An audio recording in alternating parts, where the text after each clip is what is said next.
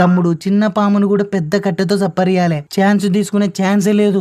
ఓసని మీ కండ్లకు మేము యాసందుల పాములక్క గానొత్తున్నామే, నాకు అర్థం కాదు. అరే వాన పాములక్కటోళ్ళం, జర అర్థం చేసుకుని రెస్ట్ తీసుకరి, ఏం కాదు. నువ్వేందన్నా అంత ఎడలిపుండి గంత రాన బెదపడుతున్నావు? ఏమైతే 2 పాయింట్లు పీక్తాయి గంతే కదా. నీ ఎవ్వ ఏదైతే గదేంది చూసుకుందాం తీ.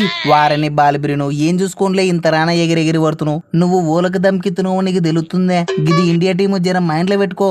ఇండియా టీం అయితే సో వాట్, ఇండియా పేరు చెప్తే గడగడ వణికే రోజులు పోయినాయి. మీ ఓనిగన్ల వీక్నెస్ లన్నీ ఐపీఎల్ లో దినామ చూస్తున్నాం తీ. ఈ తాపు మాత్రం కథ వేరే ఉంటది. ఓషని ఏం చూసినావులే, నీ ఎవ్వ మ్యాచ్ అయితే రాని చెప్తా నీ సంగతి. రోహిత్ అన్న ఉన్నాను మొన్నట్లక ఎప్పుడు పడితే అప్పుడు బ్యాటింగ్ పంపిగాక నీకు పుణ్యం ఉంటది, అర్థం చేసుకో.